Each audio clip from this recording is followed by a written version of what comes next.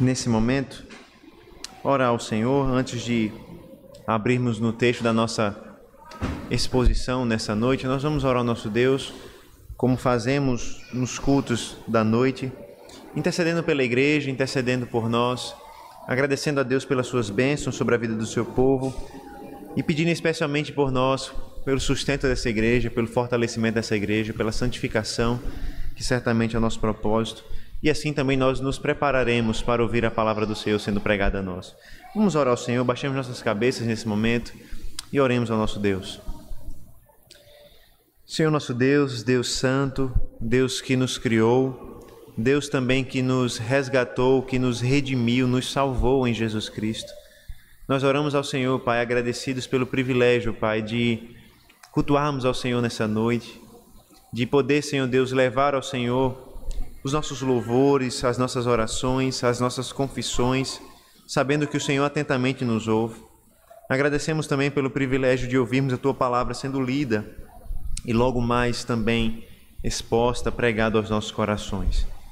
Nós também Te louvamos pelo privilégio, Pai, que nós temos no culto de colocar as nossas vidas diante do Senhor, como igreja do Senhor. Uma igreja, Senhor Deus, que a cada dia precisa lembrar o Seu propósito, a Sua missão nesse mundo. E por isso, Pai, nós Te oramos ao Senhor, pedindo que o Senhor possa a cada dia, Pai, nos fortalecer a fé, fortalecer a esperança e o amor em Cristo Jesus. Que o Senhor, Deus, santifique esta igreja, purifique essa igreja. Que em nome do Senhor Jesus Cristo, Pai, o Senhor livre essa igreja do comodismo, ó Deus. Livre essa igreja, Senhor Deus, de dormir na fé. Livre essa igreja, Senhor, de se acostumar com o pecado, se acostumar com a desobediência, mas que esta igreja, Senhor Deus, a cada dia seja santificada pelo Senhor, purificada pelo Senhor, por meio da Tua palavra, por meio da ação poderosa do Teu Santo Espírito em nosso meio. Que vidas sejam salvas em nosso meio, que vidas sejam santificadas, restauradas, convertidas entre nós, e que, em nome do Senhor Jesus, essa igreja possa ter um único Deus verdadeiro, amar esse Deus, servir a esse Deus e ser instrumento nas Tuas mãos para levar outros também a amarem e a servirem a esse Deus. Ó Deus, nos ajuda a viver nesse mundo de maneira a desenvolver a nossa salvação, de forma a resplandecer luz nesse mundo. Nos ajuda, Senhor Deus, a viver nesse mundo sem disputas, discussões ou murmuração, mas que a nossa alegria, a alegria da salvação esteja completa em Cristo, de tal forma que nós estejamos dispostos a oferecer nossas vidas em sacrifício ao Senhor. Que o Senhor nos guie, que o Senhor nos santifique e que o Senhor fale ao nosso coração nessa noite. É a oração que nós fazemos em nome de Cristo, o nosso Redentor, o nosso Salvador. Amém. Amém.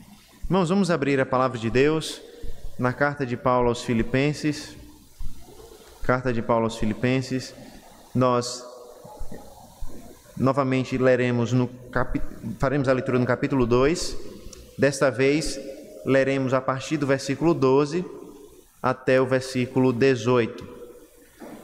Filipenses, capítulo 2, a leitura a partir do versículo 12 do capítulo 2 até o versículo 18.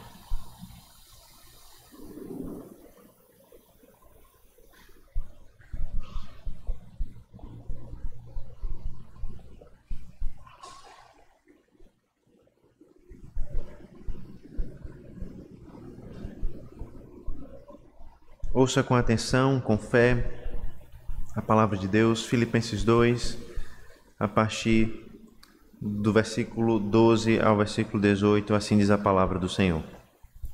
Assim, meus amados, como vocês sempre obedeceram, não só na minha presença, porém muito mais agora na minha ausência, desenvolvam a sua salvação com temor e tremor.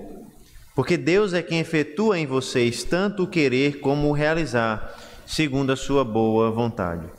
Façam tudo sem murmurações nem discussões, para que sejam irrepreensíveis e puros, filhos de Deus, inculpáveis no meio de uma geração pervertida e corrupta, na qual vocês brilham como luzeiros no mundo, preservando a palavra da vida. Assim, no dia de Cristo, poderei me gloriar de que não corri em vão, nem me esforcei inutilmente.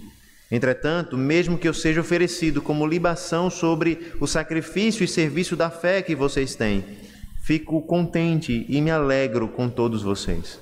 Assim também vocês, pela mesma razão, fiquem contentes e se alegrem comigo. Amém. Vamos nesse momento mais uma vez ao Senhor em oração, pedindo a sua graça para meditarmos na sua palavra. Oremos ao Senhor. Senhor, nós lemos a tua palavra e agora nós rogamos que essa mesma palavra seja explicada ao nosso coração e seja também aplicada ao nosso coração. Que o Senhor fale conosco nessa noite por meio da tua palavra. Em nome do Senhor Jesus Cristo. Amém. Amém. Irmãos, nós temos aprendido ao longo das exposições na carta aos Filipenses que as cartas de Paulo, elas são escritas para nos levar à mudança ou à transformação. E esse aspecto, esse detalhe é muito perceptível na carta dele aos Filipenses. Paulo deseja que os filipenses façam alguma coisa e sejam alguma coisa. Na verdade, nós vimos que toda essa intenção de Paulo pode ser resumida ainda no versículo 27 do capítulo 1, quando Paulo diz: vivam de modo digno do Evangelho de Cristo. Nesse mandamento, nessa ordem, pode ser resumido todo o desejo de Paulo para a vida desses irmãos. Paulo deseja que esses irmãos continuem vivendo de modo digno da salvação, de modo digno do Evangelho, de modo digno da fé que receberam em Cristo Jesus. De tal maneira que todos os demais imperativos, todas as ordens que seguem, na verdade são desenvolvimentos dessa primeira ordem. No capítulo 2 nós vimos, Paulo diz: completem a minha alegria. Como os filipenses fariam isso? Eles completariam a alegria de Paulo vivendo de modo digno do Evangelho, vivendo de forma humilde, de forma altruísta, se entregando uns pelos outros, aprendendo com o próprio Paulo, que se entregou pela vida dos irmãos. Na verdade, Paulo também continuou ensinando por meio de mandamentos e também de exemplos. Primeiro, ele apresentou o seu próprio testemunho e ensinou aos irmãos que eles deveriam viver da mesma maneira que ele viveu, a tal ponto de dedicar a sua própria vida pela igreja. Mas ele, no capítulo 2, mencionou um segundo exemplo. No capítulo 2, a partir do versículo 5, Paulo menciona o exemplo do Senhor Jesus Cristo. E Paulo diz: tenham entre vocês o mesmo modo de pensar de Cristo Jesus. Ou seja, Paulo apresenta primeiro o seu exemplo na carta, mas depois, logo em seguida, ele apresenta o exemplo de Cristo, para ensinar o mesmo princípio e o mesmo mandamento. O mandamento da união, o mandamento da humildade e o mandamento do amor ao irmão, do amor ao próximo. E Paulo então nos ensinou a partir da humilhação e da exaltação de Cristo. E nós vimos que através da humilhação de Cristo nós aprendemos a considerar os outros, considerar os nossos irmãos superiores a nós mesmos. E a não ter em vista somente os nossos próprios interesses, mas também a ter em vista os interesses do nosso próximo, do nosso irmão. Vimos então também que depois da humilhação o Senhor Jesus Cristo foi exaltado. E nessa exaltação ele recebeu o nome que está acima de todo nome, e recebeu a submissão completa. Essa exaltação de Cristo Jesus traz esperança para aqueles que sofrem como os filipenses sofriam. A esperança de que eles agora viviam uma vida humilde com Cristo Jesus, mas eles também seriam exaltados com Cristo Jesus. Ou seja, os sofrimentos que eles agora passavam e suportavam não se comparava com a glória que estava para vir em Cristo Jesus. A partir do versículo 12, o versículo que nós lemos nessa noite, Paulo dá novas orientações com base no exemplo de Cristo. O exemplo de Cristo acabou de ser mencionado, mas agora Paulo vai para a parte prática logo em seguida. Paulo nos dá o exemplo de Cristo para definir que nós devemos ter um coração humilde, um coração altruísta, e a partir do versículo 12, Paulo começa a descrever de forma mais prática, de forma mais direta, como nós podemos imitar o coração de Cristo Jesus em nossas vidas e no contexto da igreja. E Paulo nos dá duas ordens principais nesses versículos, talvez três ordens, mas duas principais. Paulo diz no versículo 12: desenvolvam a sua salvação, e no versículo 14 ele diz: façam tudo sem murmurações nem discussões. Logo em seguida ele nos dá o propósito dessa obediência, nos versículos 15 e 16, quando ele nos diz que o propósito da nossa obediência é darmos um testemunho fiel, sermos exemplo nesse mundo.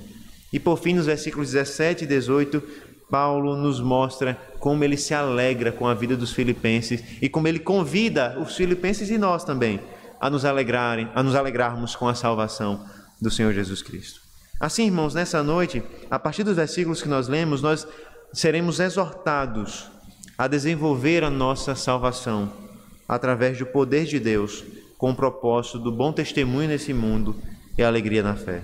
Repetindo, nós seremos exortados a desenvolver a nossa salvação através do poder de Deus, com o propósito do bom testemunho nesse mundo e da alegria no serviço da fé. Veremos isso em dois momentos. Primeiro, nós veremos que nós somos exortados a desenvolver a nossa salvação através do poder de Deus. Veja que no versículo 12, Paulo traz a exortação, e nessa exortação Paulo une obediência e desenvolvimento da salvação nos versículos 12 e 13.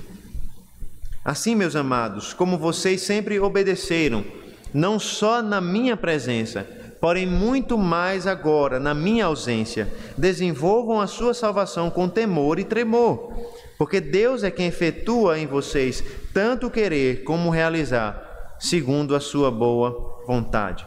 Observe, irmãos, que a primeira palavra do versículo 12 nos mostra que aquilo que ele está nos dizendo aqui vem a partir do exemplo de Cristo mencionado anteriormente. O apóstolo Paulo começa o versículo 12 dizendo: assim, meus amados. Em outras palavras, Paulo está partindo do exemplo do Senhor Jesus Cristo. Ou seja, quando nós lemos essas exortações de Paulo, nós não devemos nos esquecer que Paulo está dando essas exortações a partir do exemplo do Senhor Jesus Cristo. E aqui, irmãos, nós encontramos um grande benefício, e aqui é um parêntese, nós encontramos um grande benefício da leitura continuada das Escrituras. Porque quando nós lemos a Escritura em sequência, nós conseguimos perceber essas ligações e esses detalhes que o apóstolo de fato queria que nós percebêssemos. Ou seja, todas as exortações que nós leremos a partir de então têm o exemplo de Cristo em mente, porque Paulo parte desse fundamento.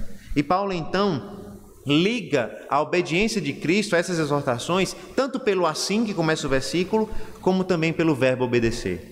Quando Paulo falou da humilhação do Senhor Jesus Cristo, no versículo 8 do capítulo 2, Paulo nos disse que ele foi obediente e obediente até a morte de cruz. A partir então do versículo 12, Paulo lembra não da obediência de Cristo, mas da obediência desses irmãos. Em outras palavras, Paulo está nos ensinando, ou começando a ensinar, que nós devemos seguir o caminho da obediência nessa trajetória de humilhação e exaltação, conforme o exemplo do Senhor Jesus Cristo. Assim como o Senhor Jesus Cristo foi obediente até a morte de cruz, nós devemos também seguir esse mesmo caminho de obediência. E ao falar de obediência, então, Paulo faz questão de lembrar aos filipenses que eles sempre foram obedientes. E aqui, irmãos, Paulo está elogiando esses irmãos. Paulo está dizendo: olha, vocês sempre foram obedientes, tanto na minha presença, tanto quando eu estava com vocês, quanto também na minha ausência. E aqui, irmãos, nisso nós percebemos como os filipenses eram uma igreja de fato séria, uma igreja de servos de Deus. Não era uma igreja de homens infiltrados que não amavam a Deus, falsos mestres ou algo nesse sentido. Pelo contrário, Paulo faz questão de nos dizer que essa era uma igreja de crentes, uma igreja obediente, que obedecia tanto quanto Paulo estava presente, até mesmo na sua ausência.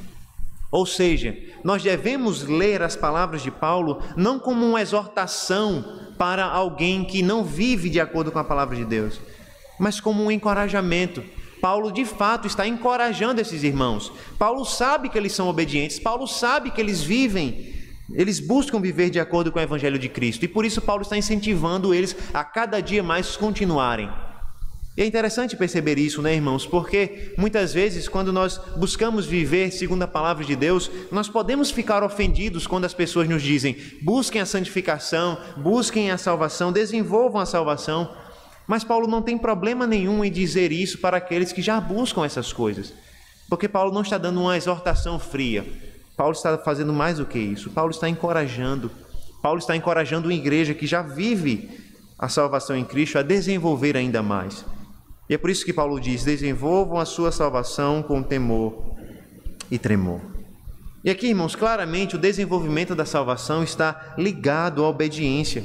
Em outras palavras, Paulo está dizendo: eu sei que vocês me obedecem enquanto eu estou longe, eu sei que vocês me obedeceram também quando eu estive presente, continuem desenvolvendo a salvação de vocês, continuem obedecendo. E aqui nós devemos fazer uma pergunta importante: o que significa desenvolver a salvação. Afinal de contas, quando a gente lê essa pergunta, quando a gente lê essa frase, desenvolvam a vossa salvação ou a sua salvação, a gente pode entender errado aquilo que Paulo falou. Afinal de contas, nós sempre aprendemos nas igrejas reformadas de que a salvação é dom de Deus, que a salvação é pela graça, é pela fé. Então, como é que Paulo pode nos dizer, desenvolvam a salvação? Eu creio, irmãos, que para responder essa pergunta, essa primeira pergunta, nós precisamos lembrar o que Paulo quer dizer com salvação. E aqui, irmãos, observe, quando Paulo fala de salvação, tanto em Filipenses como em outras cartas suas, Paulo não está falando apenas de uma etapa da salvação, como uma justificação que nós normalmente pensamos. Paulo está falando de todo o processo de salvação. É comum que a gente reduza a salvação ao conceito de justificação, não é? Ou seja, a salvação é pela graça, o perdão dos pecados é pela graça. E isso é verdade. Mas quando Paulo fala sobre salvação, Paulo não está pensando só no perdão dos pecados. Paulo não está pensando só na justificação. Paulo está pensando no processo que Deus iniciou quando escolheu um povo para ser o seu povo. Um processo que vai se encerrar somente na glorificação, quando nós então seremos perfeitamente santos e semelhantes ao Senhor Jesus Cristo. Por isso, irmãos, Paulo pode nos dizer que em certo sentido nós já fomos salvos, porque esse processo já foi iniciado e que Jesus Cristo já nos redimiu, mas ao mesmo tempo Paulo nos diz que nós ainda estamos sendo salvos. Por quê? Porque essa salvação já iniciou, já é completa, já é uma realidade, mas ela ainda não foi concluída. Nós ainda seremos salvos, ou seja, nós seremos glorificados ainda. A salvação de Deus será concluída. Isso não quer dizer que exista dúvidas em relação à salvação, mas que a salvação é um progresso. A salvação está em progresso e ela será consumada. E nós aguardamos isso. Nós aguardamos o dia em que a nossa salvação será consumada. Quando nós nos encontraremos com o Senhor Jesus Cristo, quando nós teremos um novo corpo, onde nós viveremos em novos céus e nova terra, ali a nossa salvação será consumada e nós aguardamos esse dia. João Calvino ele afirma que a salvação é entendida por Paulo como todo o curso da nossa vocação. Isso inclui tudo o que Deus realiza na nossa vida, desde a sua eleição até a consumação. Tudo o que Deus realiza em nossa vida com o intuito de nos salvar, de nos redimir do pecado, Paulo chama de salvação. E assim faz muito mais sentido compreender porque Paulo nos diz, desenvolvam a sua salvação. Ou seja, Paulo não está nos dizendo que é possível comprar o perdão dos pecados, que é possível comprar a justificação dos pecados. Paulo está nos dizendo que a salvação ainda não foi consumada e para que ela seja consumada, nós precisamos nos esforçar. Interessante, não é? Parece estranho ao nosso ouvido dizer que nós precisamos nos esforçar para completar a salvação, mas é exatamente isso que Paulo está nos ensinando. E é por isso que Paulo nos ensina isso no versículo 12 e logo no versículo 13 ele nos diz que é Deus quem efetua em nós tanto o querer como o realizar. E a pergunta que nós devemos fazer é como essas duas coisas se relacionam. Como no versículo 12 Paulo diz, desenvolvam a sua salvação. E no versículo 13 ele diz, é Deus quem efetua em vocês. É Deus quem capacita vocês, tanto no realizar quanto no pensar. O impulso natural, irmãos, nosso, e aqui, irmãos, tanto de crentes reformados como não reformados, é descartar uma dessas verdades. É possível, por um lado, diminuir a atividade de Deus e tornar a salvação uma obra humana e pensar a salvação é nossa responsabilidade, nós devemos nos esforçar, nós devemos conquistar a salvação, nós devemos completar a salvação. E nesse sentido Deus se torna apenas um ajudante, um auxiliador, enquanto nós temos o papel principal de desenvolver a salvação.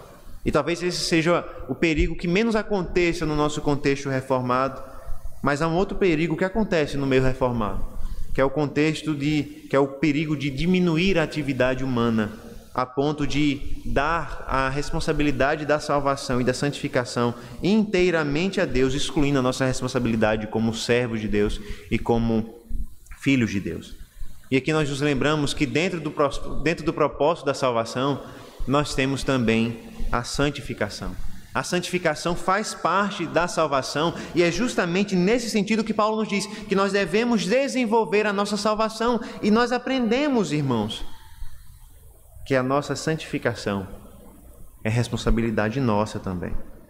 Ou seja, Paulo pode, sem nenhum problema, sem nenhuma crise, sem nenhum perigo de contradição, colocar lado a lado esses dois mandamentos. Primeiro, desenvolvam a sua salvação, e segundo, creiam que é Deus quem efetua em vocês tanto o querer como o realizar. Ou seja, o apóstolo Paulo, ele compreende muito bem que a obra da salvação, a obra da santificação é uma obra de Deus. É Deus quem realiza, é Deus quem nos capacita, é Deus que efetua em nós.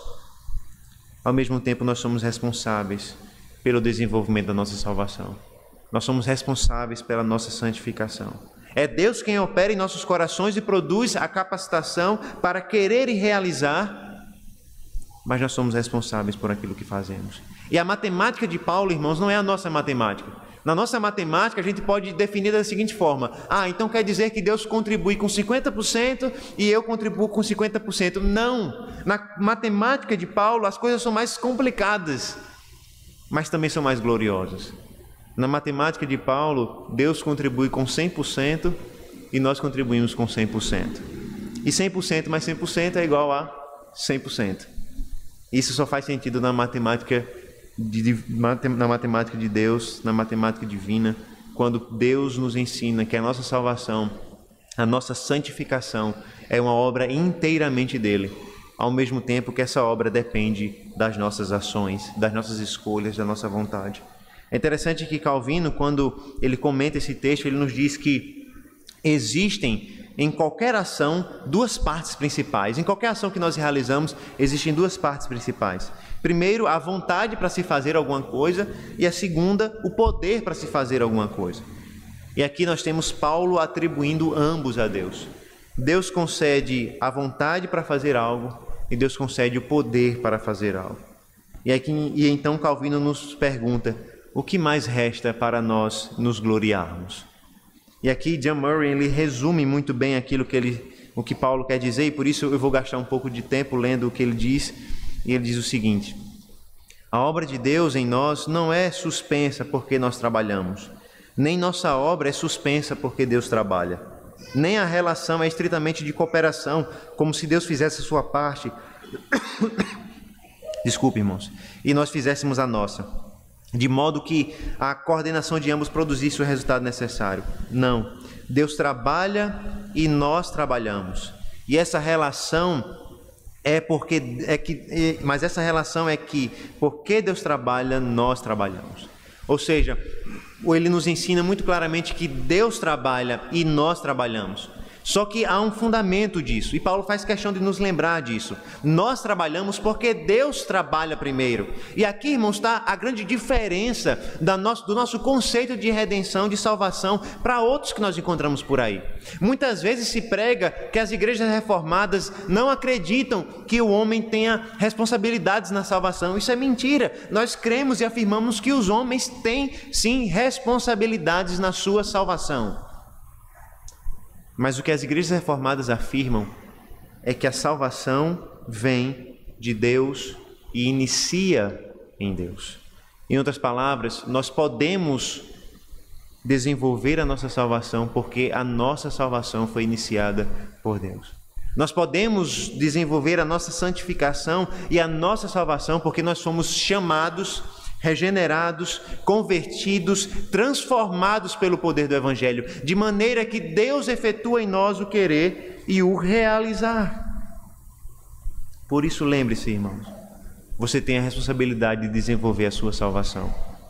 A salvação não é uma obra onde você se deita e espera Deus completá-la. Pelo contrário, a salvação é descrita nas Escrituras como algo que se deve tomar por esforço. E aqui eu não estou mencionando o texto de Cristo, mas pareceu, né? A salvação é algo que nós devemos nos esforçar para desenvolver, nos esforçar para fazer progredir, nos esforçar para santificar. Ou seja, nós não devemos esperar que as coisas aconteçam por acaso, pelo contrário. A salvação exige de nós disciplina. Nós devemos buscar a leitura da palavra, nós devemos buscar a oração, nós devemos estar presentes nos cultos do dia do Senhor, nós devemos buscar ao Senhor, nós devemos buscar o amor entre os irmãos. Em outras palavras, nós devemos buscar a santificação. é uma responsabilidade nossa, nós somos exortados a fazer isso. Ao mesmo tempo, nós devemos lembrar, em tudo isso, que a obra da santificação é uma obra divina. Do início ao fim, a nossa salvação é atribuída ao Senhor.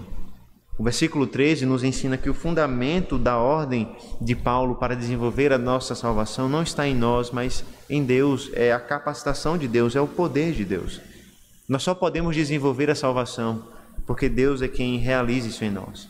Por isso, busque a Deus, busque ler a sua palavra, busque estar presente nos cultos, busque a santificação, busque viver uma vida santa e pura, mas nunca se esqueça que tudo isso só é possível por causa da ação de Deus em nós. Você não pode se santificar sozinho, você não pode viver uma vida santa sozinho, você não pode buscar a Deus sozinho. É Deus quem efetua em nós o querer e o realizar. A obra da santificação é uma obra no qual nós devemos nos esforçar, mas não é uma obra independente de Deus. É uma obra completamente divina e nós precisamos dele do início ao fim.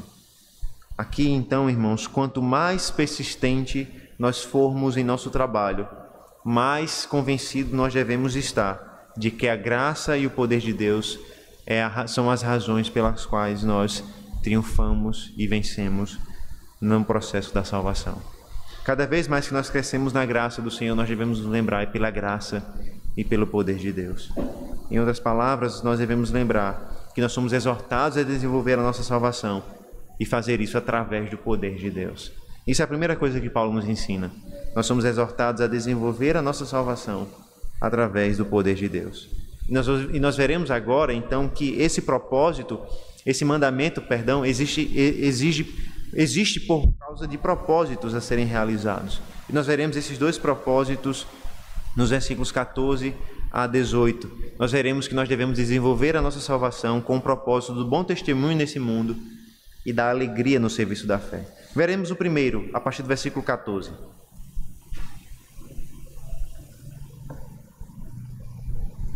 Versículo 14 nos diz assim: façam tudo sem murmurações nem discussões. E aqui, irmãos, observe que as palavras da carta claramente desenvolvem aquilo que Paulo está nos dizendo. Paulo diz, desenvolvam a sua salvação, Deus é quem efetua em vocês o realizar, o desejar, e logo em seguida ele nos dá formas práticas de fazer isso, quando ele nos diz, façam tudo sem murmurações e nem discussões. E Paulo, irmãos, está aqui claramente nos lembrando, através dessas palavras, da experiência de Israel. Não é por acaso que Paulo menciona murmurações e discussões. Paulo faz isso porque esse é o exemplo que foi dado em Israel. Abra sua Bíblia comigo no livro de Êxodo, Êxodo capítulo 16, e nós veremos os versículos 2 e 3, e observaremos que o povo de Israel ficou marcado na história por ser um povo que murmurava. Êxodo capítulo 16, versículos 2 e 3.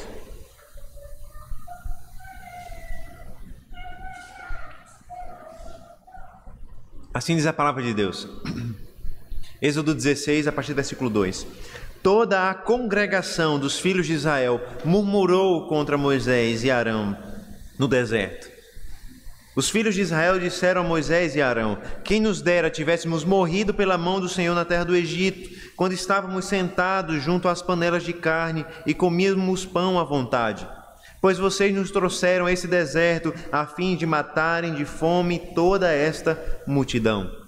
Observe que o povo de Israel, e aqui é só um exemplo, o povo de Israel ficou conhecido pela sua capacidade de murmurar contra Deus e contra os seus líderes. Inclusive o próprio apóstolo Paulo, em outra carta sua, em 1 Coríntios capítulo 10, ele ensinou que o povo de Deus no Novo Testamento não deveria imitar o povo de Deus no Antigo Testamento na sua murmuração. Em 1 Coríntios capítulo 10, versículo 10, Paulo diz: não fiquem murmurando, como alguns deles murmuraram e foram destruídos. Ou seja, irmãos, quando Paulo exorta os filipenses contra as murmurações e discussões, Paulo traz à memória o mau exemplo de Israel, o mau exemplo do povo de Deus no Antigo Testamento. E aqui, irmãos, nós devemos nos lembrar a relação que existe entre essa exortação e aquilo que de fato os irmãos em Filipenses estavam fazendo. A pergunta é, por que Paulo traz esse exemplo de Israel? Por que Paulo aplica a história do povo de Deus no deserto aqui ao povo de Israel? É interessante que alguns autores lembram que a murmuração do povo de Israel foi direcionada a Moisés e a Arão, contra os seus líderes.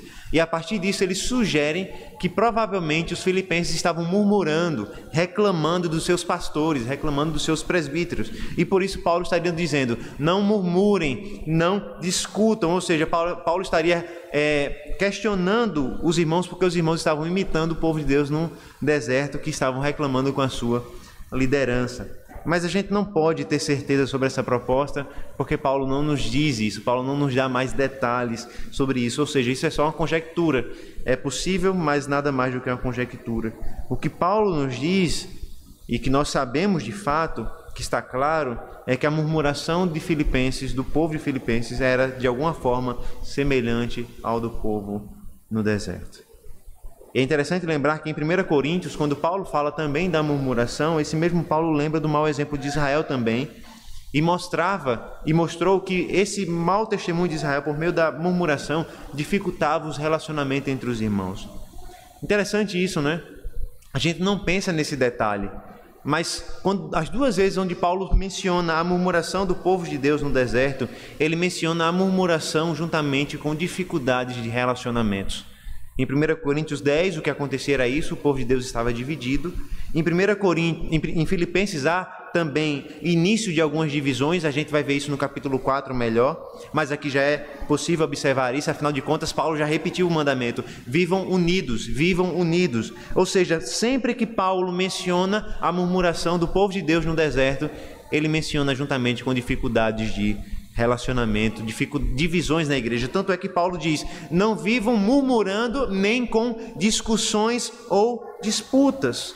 Ou seja, irmãos, aparentemente a murmuração acontece no contexto de divisões, no contexto de disputas, e certamente a murmuração e essas disputas nos impedem de viver como cidadãos do Evangelho do Senhor Jesus Cristo.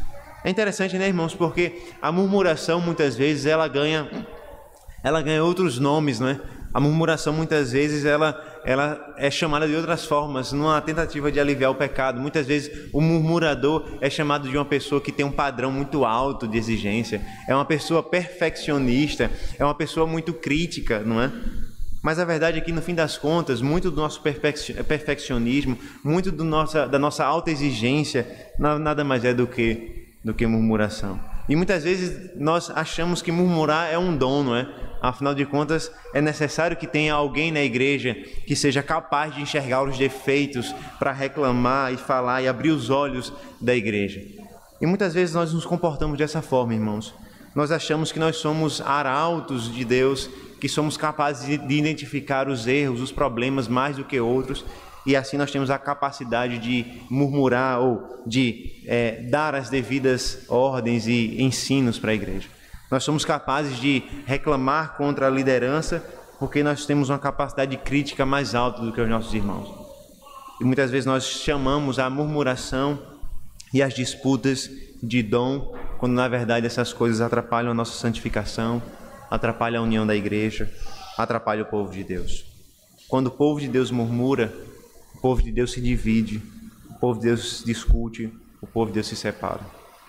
No deserto, quando o povo de Deus murmurou contra Moisés, claramente o povo se dividiu entre aqueles que murmuravam, aqueles que não murmuravam, e especialmente eles se dividiram porque Moisés e Arão estavam do lado de Deus, enquanto o povo estava contra o seu próprio Deus. É isso que a murmuração provoca na igreja. A murmuração provoca divisões, a murmuração provoca disputas. Por isso nós não devemos chamar murmuração de uma capacidade crítica muito elevada ou de perfeccionismo. Não, murmuração é pecado, é murmuração, é quando nós reclamamos contra Deus, é quando nós reclamamos das nossas lideranças, é quando nós reclamamos do comportamento dos nossos irmãos. Todas as vezes em que nós reclamamos da nossa igreja, dos nossos pastores, dos nossos diáconos, dos nossos presbíteros, sem de fato ter a intenção de resolver o problema e de tratar o problema, o nome disso é murmuração. Não é capacidade elevada de identificar problemas, é capacidade elevada de reclamar. E Deus odeia essa capacidade elevada de reclamar. E é por isso que Paulo diz, vivam como cidadãos do reino de Deus, sem murmuração e sem discussões.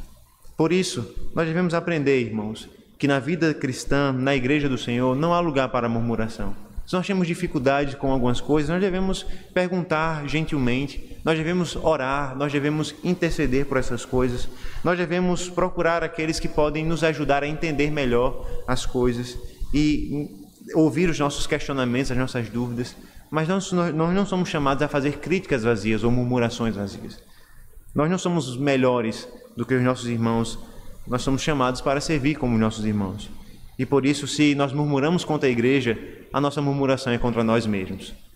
É por isso também que Paulo continua nos versículos 15 e 16, nos mostrando que somente sem murmuração e sem disputas é que o povo de Deus pode dar bom testemunho nesse mundo. Veja os versículos 15 e 16. Para que sejam irrepreensíveis e puros, filhos de Deus inculpáveis no meio de uma geração pervertida e corrupta, na qual vocês brilham como luzeiros no mundo, preservando a palavra da vida. Assim, no dia de Cristo, poderei me gloriar de que não corri em vão, nem me esforcei inutilmente.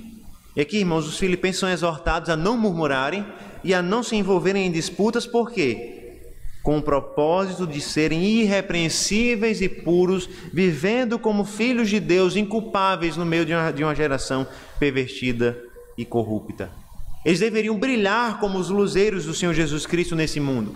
E isso seria realizado, irmãos, através do desenvolvimento da salvação deles, através da obediência, sem murmuração e sem disputas.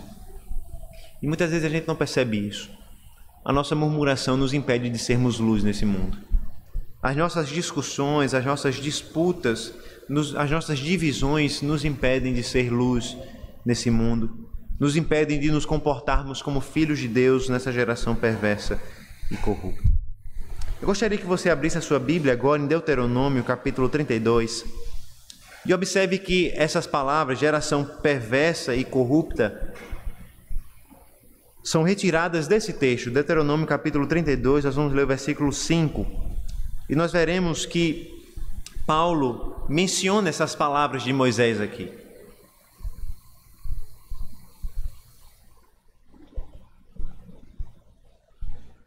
Deuteronômio 32, versículo 5. Assim diz a palavra de Deus.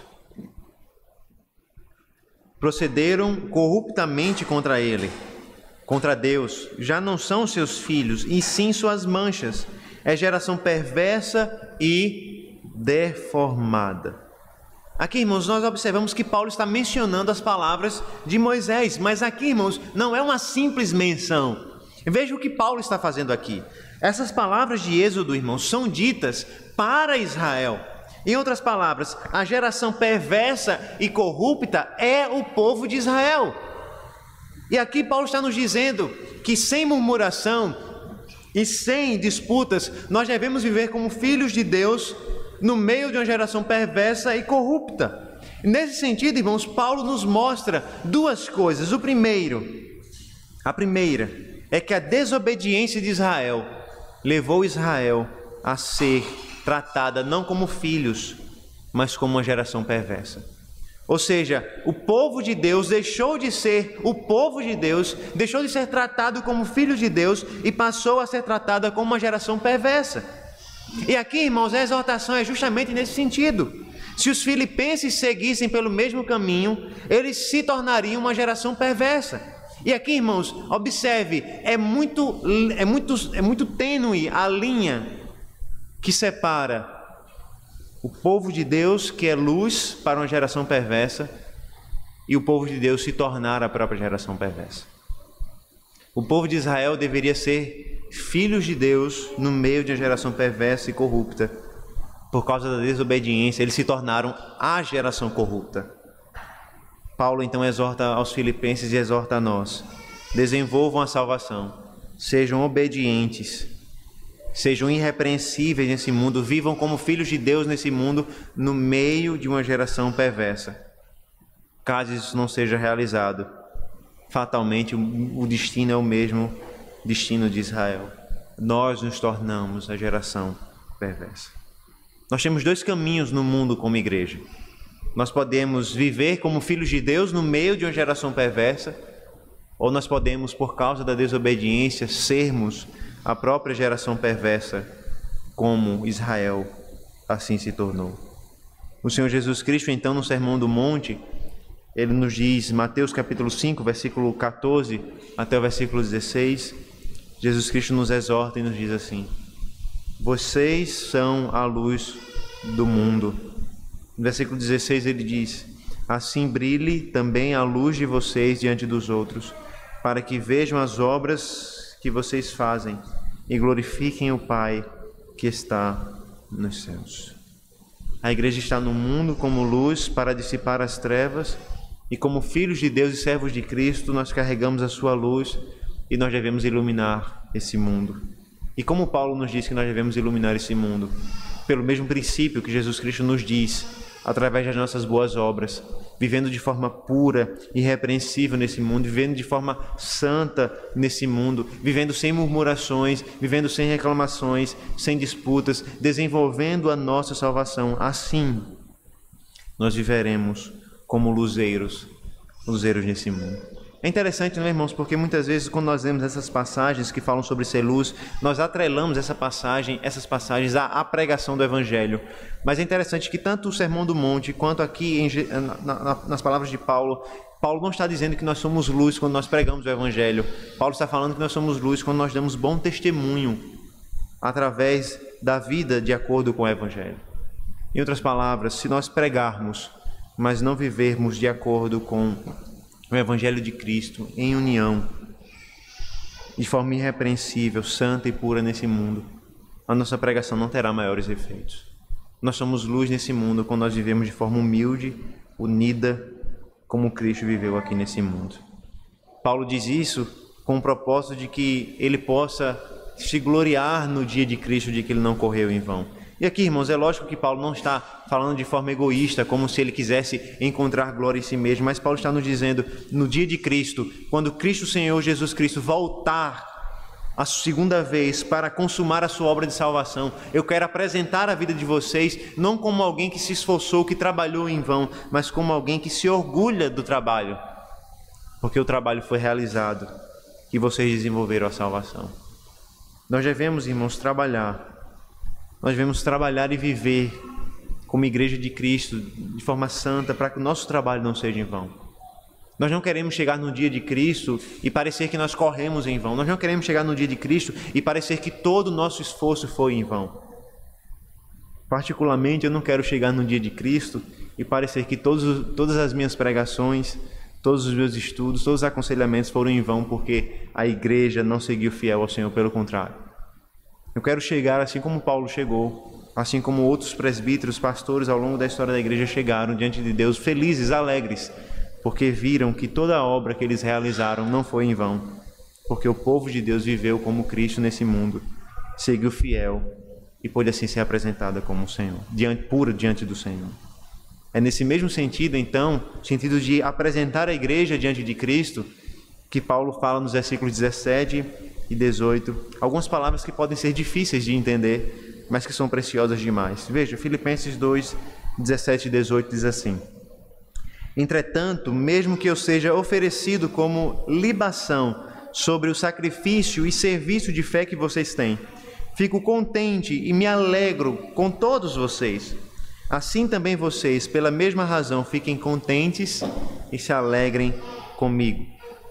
E aqui, irmãos, Paulo provavelmente reconhece a possibilidade de sofrimentos e até da sua morte por causa de Cristo Jesus. Nós não sabemos se Paulo está falando da sua morte em si, mas certamente Paulo está falando do seu serviço, do seu trabalho. E na verdade Paulo está falando aqui de dois trabalhos, de dois serviços. O trabalho que é realizado pelos filipenses e o trabalho que é realizado por ele mesmo. E aqui nós devemos nos lembrar da imagem sacrificial aqui. A imagem do sacrifício que Paulo está trazendo aqui é uma imagem que era comum tanto entre os pagãos quanto também no povo de Deus, no povo judeu. Qual é a imagem aqui?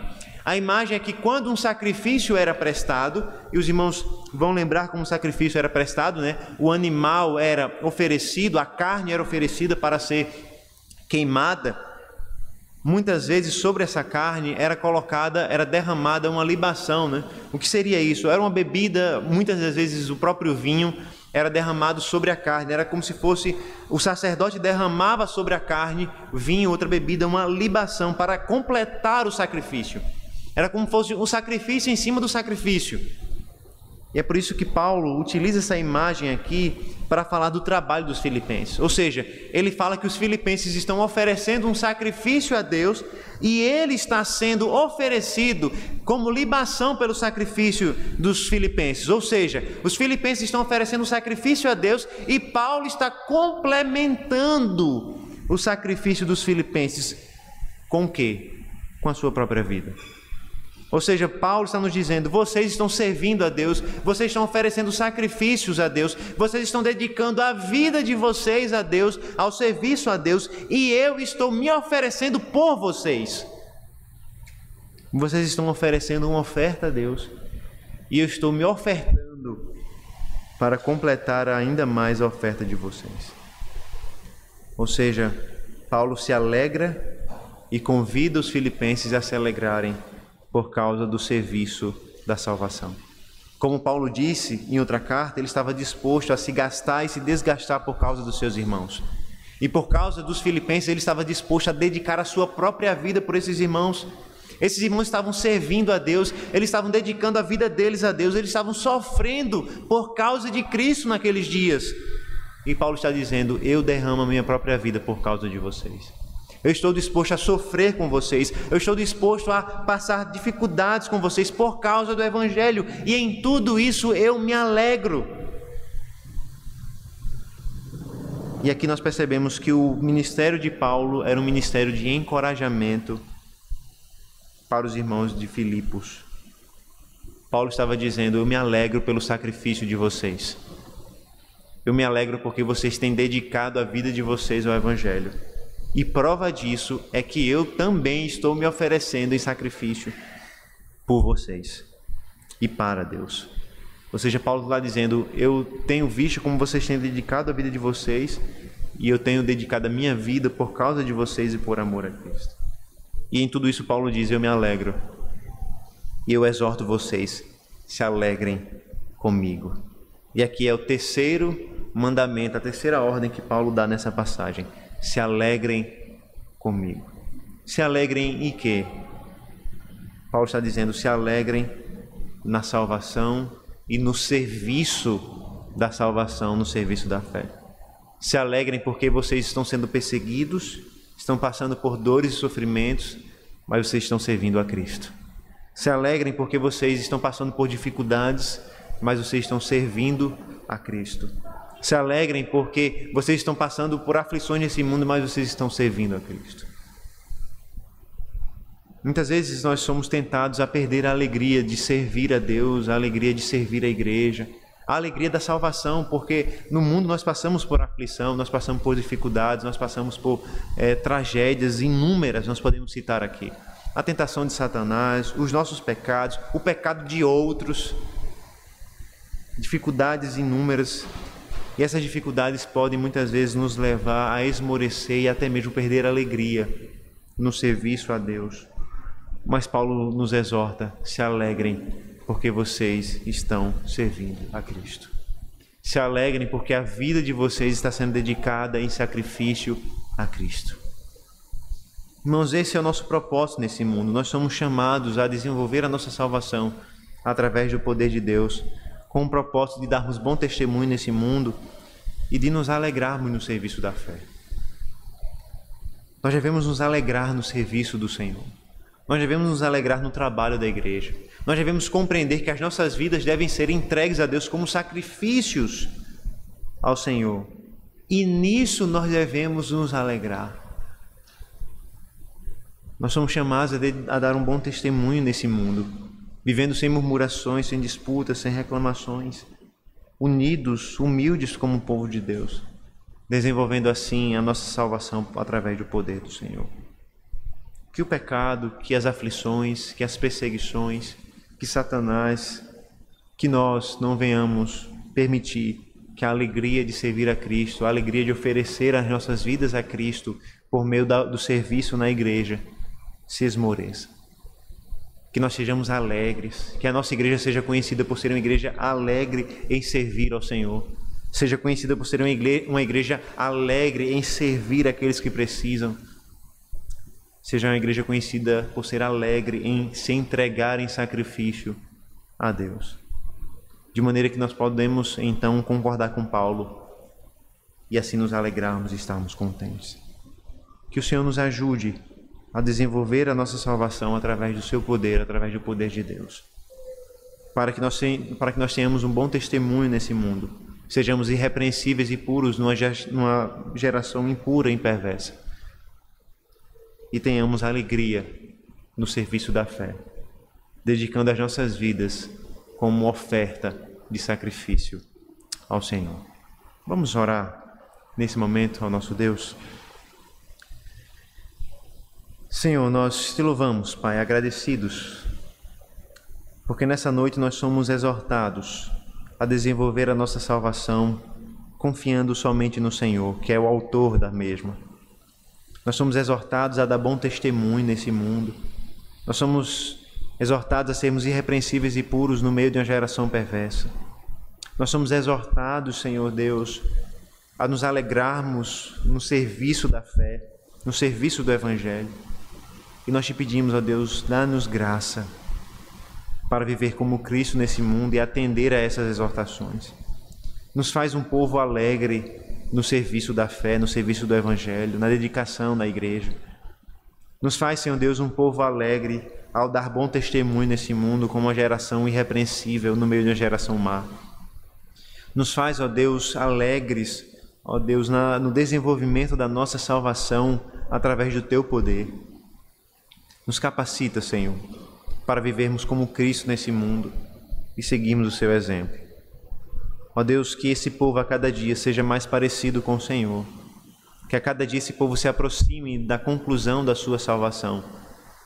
Que a cada dia, Senhor Deus, esse povo dê bom testemunho e se alegre na obra da fé em Cristo Jesus. Essa é a nossa oração, no nome do nosso Redentor e Salvador Jesus Cristo. Amém.